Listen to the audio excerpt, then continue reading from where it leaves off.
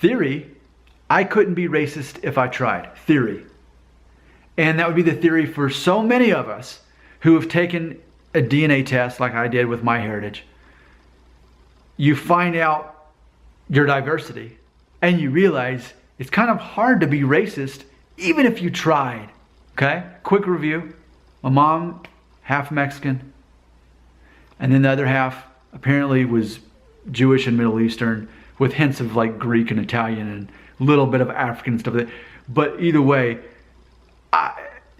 my map showed many different continents. The only thing I'm not is Asian, but I am part Mexican, and one could argue that Native Americans or Central Americans, either way, come from the Asian bloodline, which people theorize on it differently, but I believe they crossed over from Asia through the Bering Strait and then came down to America. That's what I believe. I believe Native Americans and Central Americans are actually of Asian descent. That's what I believe. So you look at me, you see a guy who arguably is somewhat of ancient Asian descent, someone who is definitely of European descent because my dad's Dutch German, and then apparently Jewish, which is arguably Middle Eastern, and then Middle Eastern aside from being Jewish. And so there's a lot of diversity there. And then of course my mom's 2% African, which I'm not surprised by either. I should make a video on that. And so I'm ethnically diverse. Maybe here in America, you see me walking around, you wouldn't think that guy. Maybe you think, oh, he's just, maybe he's Irish. Maybe his last name is McClintock. I don't know. Maybe here in America, you wouldn't think of it. But in certain parts of the world, people would see me and they would know that I'm something more than just European. But I grew up in the South, so obviously there were certain things that I was exposed to racism. I saw it here. I never agreed with it. I was never okay with it. And even as a child, I made a decision. I don't believe that way. I don't believe because a person is a different, and it wasn't just about being white versus black. It was other ethnicities and other nationalities too that I saw it. I would say even more so. For me, growing up in the South in the 80s and 90s, for me, it was less about racism between whites and blacks and more about between whites and Mexicans, which again, I am part Mexican. But when Mexican students started coming into the schools, there was this whole concept of, oh, they got to learn to speak the language, and there were all these stereotypes against them, and I was already seeing that happen. But my point is this: how could a person like me truly be racist?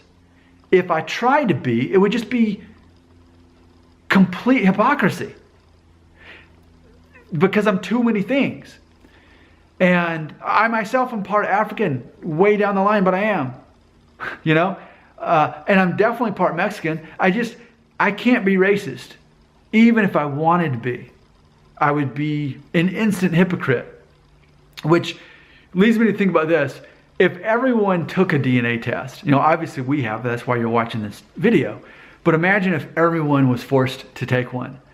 What do they find? Because very seldom are people finding that they're 100% of anything, or even 100% maybe European, because when we think of like white racist, that's what we think of, someone who their heritage only goes back to Germany or only goes back to England or Scotland, something like that, that's only a white country like that, or whatever it is.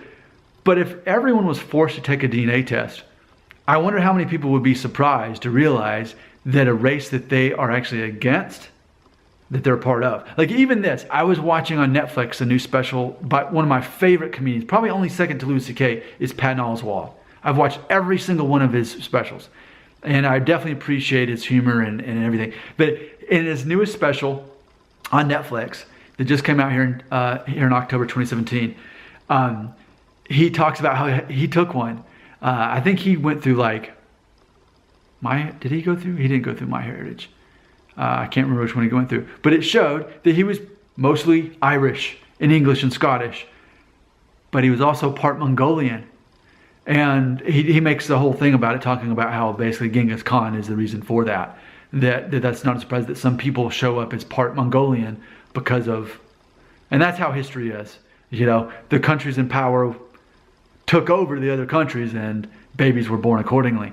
So even for it, let's say that Patton Oswalt was racist against Asians. Let's just say that he was. Because I know people that are definitely not racist against black, but they show hints that they're racist against Asians. I've seen it even this year alone. I've seen people who are racist against Asian. They don't want people to intermarry with Asians, which is, I can't even comprehend that. Like, who cares? Who cares? But anyway, so let's imagine Patton Oswalt, who's from Virginia. He's also a Southerner like me, where stereotypically we're supposed to be more prejudiced down here about other races. But I think just we've got the Civil War monuments, which I could do a whole video about that. And you can imagine how uncomfortable I feel with it. But I see racism in the Northeast. I see racism out in the West. I see it everywhere. But anyway, let's assume Patton Oswalt, instead of being a liberal comedian that he is, let's imagine instead that he was a racist. And then he took a DNA test. And he was specifically racist against Asians. And every time he talked to the Japanese, about the Japanese in World War II, he called them that nickname. And every nickname for Asians, he always said that name. And he saw Asians as less of a race or less of a human experience than everyone else. And then he took a DNA test and found out, oh man, I'm actually Asian.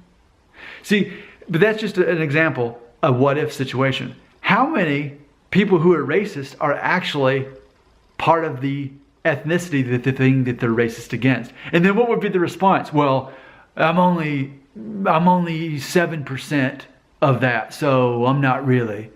But if you're any part of that, then automatically you're a hypocrite. And again, I know we can take it lightly that I'm 1% African. My mom's 2%, which meant one of my grandparents was 4%. Like, we could take that lightly and say, well, you're not really African. But if I was racist, how would that change things? And I was being honest with myself, if I were racist, which again, this whole channel is evidence that I'm not, because I'm celebrating diversity. But it's just interesting. Someone with my ethnicity, again, you can't be racist. But if someone was like 93% Scottish and they were American, they were American, and they said, you're 97% Scottish and you're 7% Mongolian. It's just fascinating, because I really think that would disturb a lot of people who are racist. And my point is this. Being racist is so ridiculous because most of us are not all the same. It's very rare. Has anyone shared the results with me and they said they were 100% anything? There was one girl who was 100% Jewish. She's the only one I have ever seen that was 100% of anything. And so it is quite common that we can easily be more than one race. How can we be racist? Or what? Then you're just going to be racist against the races that you're not? Like, oh, you're cool with African Americans, but then you're not cool with Asians. Or you're cool with African Americans and Asians, but you're not cool with Mexicans because they're stealing our jobs and they need to learn the language. But if they're stealing our jobs, they're going to steal our jobs that much easier if they speak the language. So, I say that these DNA tests are making it harder, in theory, for people to be racist, especially if they take the test. I celebrate a life to where I don't have to worry about it. Why? Because I'm not racist, and I couldn't be even if I wanted to. I'm too many different things.